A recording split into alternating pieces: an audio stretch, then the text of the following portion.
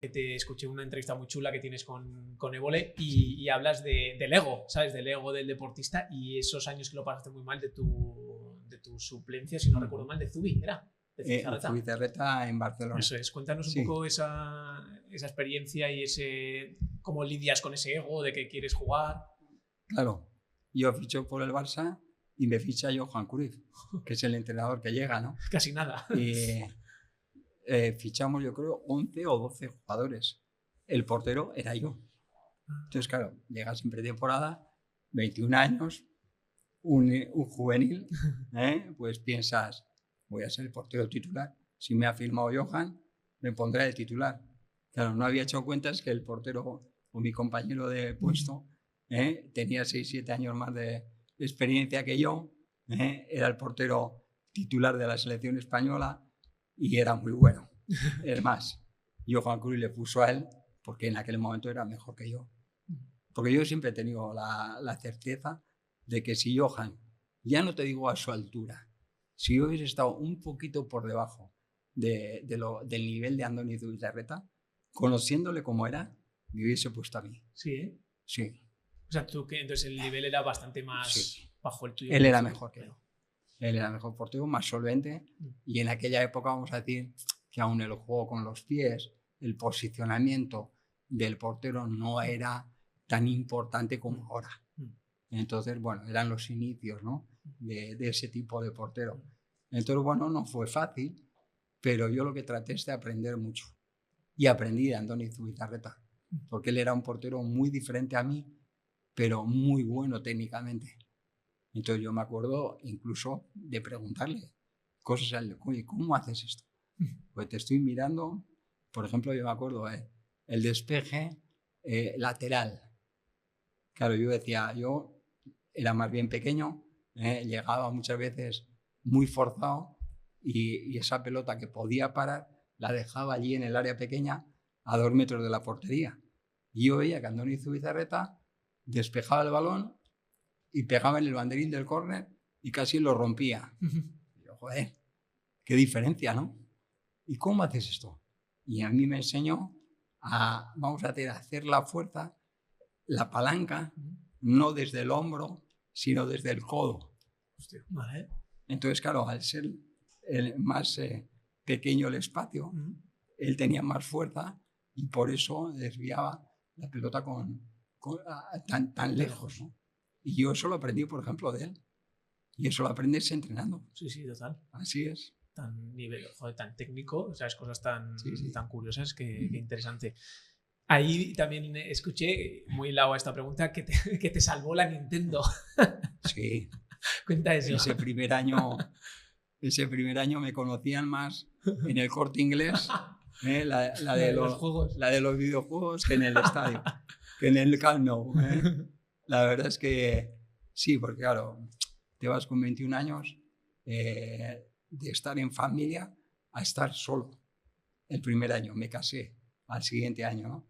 Pero el primer año, claro, te vas de una ciudad como Pamplona a una ciudad como Barcelona, de un equipo como Osasuna a un equipo como el Barça. Y además sigue siendo suplente. Entonces, claro, imaginaros, yo he pasado tardes enteras que la Nintendo gracias que estaba, porque me entretuvo muchísimo. Y seguramente que esas horas que pasé con la Nintendo, de otra manera, si no hubiese tenido esa maquinita, él hubiese estado dando vueltas a la cabeza y eso no hubiese sido demasiado bueno. El ideal sería haber estudiado, pero no tenía esa capacidad, ya os he dicho antes. Sí, quiero ir un poco a eso, porque cómo es lidiar el ver que tienes a Zubizarreta que te saca un buen trecho. Ostras, a nivel mental, ¿necesitaste apoyo? ¿Cómo lidiaste con eso? Aparte de la Nintendo. Pero yo tampoco sentía eso en aquel momento. O sea, yo creía que estaba más cerca de él. Vale. O sea, yo esa reflexión que os he hecho, la he hecho posterior. Vale. Pero yo en aquel momento me sentía que estaba más cerca de Andoni. Vale. Y de que podía competir con él. Es más, yo disfrutaba tanto en cada entrenamiento que me sentía capaz para ello, ¿no? Para jugar y para dar un gran rendimiento. Pero claro, si Johan no me ponía, evidentemente pues tenía que aceptarlo, ¿no? Ahí la relación con el entrenador, ¿cómo era? ¿Llegabais a hablar, a decir, oye, algún día puedo dar un paso adelante aquí? O... Mira, yo esto es otra de las cosas que suelo explicar a veces en las charlas. Y es que a todos nos gusta que nos traten con cariño y con respeto, ¿verdad? No conocéis a nadie, ¿no? Que no le guste eso, de cualquier generación. Entonces, yo suelo decir que a veces no tenemos que confundir o creamos que nos están tratando o faltando al respeto porque no nos dicen lo que queremos escuchar. Y yo me acuerdo que Johan en algunos momentos yo sentí que me trataba con muy poco respeto. Y yo creía que me estaba, no sé, debilitando. Pero en el fondo no era su intención. Su intención era que yo no me conformase con haber firmado con el Fútbol Club Barcelona, con un contrato de 8 años. Él quería que yo no me conformase con ser el segundo de Andoni Zubizarreta. No, él quería que yo pelease por ese primer puesto y por eso me exigía. Entonces mi conclusión a esta situación es que no tenemos un problema cuando alguien a nuestro alrededor se ocupa, se preocupa, nos exige, no tenemos problema.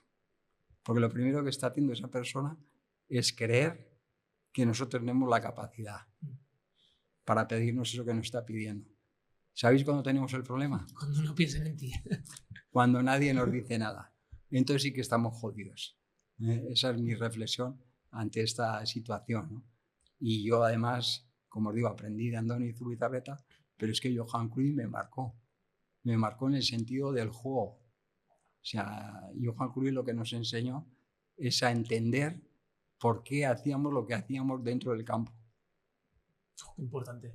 Sin duda, sin duda. O sea, los porqués. ¿Por qué? Claro. ¿Por qué hago yo esto? Es que eso es súper importante. Hombre, claro, el que tiene esa capacidad y además la interiorizas, tú después las cosas sabes por qué las has hecho o por qué no las has hecho. O sea, total. Es que ahora me está viniendo la imagen y me veo en tu papel y digo, es que lo que aprendiste solo viendo desde fuera a Johan y a Zubizarreta, ¿sabes? En las cosas, en cómo te explicaban las cosas, aunque no jugases. Sí, sí. ¿Sabes? Veo la importancia de eso, de los porqués y de un jugador como Zubizarreta, aprender de ellos. Claro. Me parece brutal. No, es que, ya te digo, para mí me marcó para el resto de mi carrera. Porque yo entonces, claro, cuando salí del Barça, fueron 2 años donde peleé ese puesto, no lo conseguí y entonces le pedí a la directiva. Digo, necesito jugar, necesito ir a otro sitio.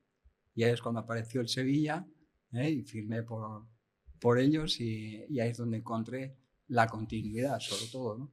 El 80% de los partidos que yo juego en primera los he jugado en Sevilla. Entonces para mí fueron 7 años espectaculares. Pero lo que os digo, vamos a ti actuando en relación a lo que yo ya había aprendido. Claro. Y a lo que iba aprendiendo con los entrenadores que tuve, que fueron muy buenos también. Claro, es que es eso, es que, joder, me está viniendo toda la mente. Hiciste un máster, ¿sabes? En el Barça fue un máster del entrenador y de tu competencia para aprender todo eso y luego tuviste la oportunidad, estabas preparado, claro, habías aprendido para desarrollarla en Sevilla. Es. Sí, sí. Así es. Y qué importante es eso, ¿sabes? Escuchar, aprender y sí, sí. Es que de todo se aprende. A veces el ego no nos deja, ¿no? Pensar en que el de al lado te puede enseñar algo, ¿no? Y ya no solamente, vamos a decir que por experiencia o porque está en un rol mejor que el tuyo. No, podemos aprender de todas las personas. A veces a qué se puede hacer y a veces también a lo que no hay que hacer nunca. Que eso también es importante, ¿eh? Yo suelo decir que a veces es más importante saber lo que no tienes que hacer que lo que tienes que hacer. Sí, porque antes hablabas de Cruyff, de por qué hacer lo que estáis haciendo. Pero claro, él también remarcaba por qué no hacer lo que no había que hacer. No, normalmente se centraba en explicar lo que sí había que hacer. Y después para mí Johan Cruyff tuvo una ventaja. Y es que además de que eso que nos decía, él se lo veíamos hacer en los juegos de posición, en todos los juegos y las tareas que hacíamos con él. Porque él en aquella época aún jugaba y claro, era el mejor. Pero el mejor de todos los jugadores que había llevado. Sí. O sea, el que mejor juega los juegos de posición, Johan Cruyff. No tengáis ninguna duda, ¿eh? Y entonces, claro, tú no solamente le escuchabas, le veías hacer lo que te estaba explicando. Y eso te marca. Es que para mí escucharte es como un visionario, ¿sabes? De decir, te está diciendo las cosas y encima él las sabe hacer, las hace muy bien, ¿sabes? No es solo que hay mucha gente ahora que es de palabrería, de decir de tal, no, pero él lo sabía hacer y encima luego lo implementaba en los ejercicios. Yo que he tenido también muchos entrenadores, muchas veces han pecado o ha faltado eso, ¿sabes? Luego hacer ejercicios relacionados a lo que te estoy contando, eso me parece brutal. Bueno, yo creo que los entrenadores puedan estar dentro de las tareas, primero, claro, depende mucho de tu capacidad física. Por lo general, si has sido exjugador, los jugadores no quedamos demasiado bien físicamente para cuando somos entrenadores. Entonces, muchas veces no es porque no lo quieran hacer, sino porque no lo pueden hacer. Pero yo creo que sí es importante, y yo es lo que he sentido cuando he sido primer entrenador especialmente, que el jugador español todos estos últimos años no le ha servido o no le sirve incluso tener un entrenador que gestione bien el equipo. No, yo creo que el jugador actual requiere del entrenador que le aporte algo. No solamente en cuanto a la gestión, sino a nivel pues tanto táctico como técnico, como entender el juego. ¿Me entiendes? Entonces, yo creo que ellos están esperando que tú les puedas aportar alguna cosa. Y yo creo que el mayor éxito que puede tener un entrenador con cualquier jugador es que desde el día que ha llegado al día que se marche, ese jugador sienta que ha mejorado. Si eso te lo hace saber además el propio jugador, yo os digo que alguna vez me ha pasado, no muchas, pero alguna vez me ha pasado, es la mayor satisfacción que he podido encontrar.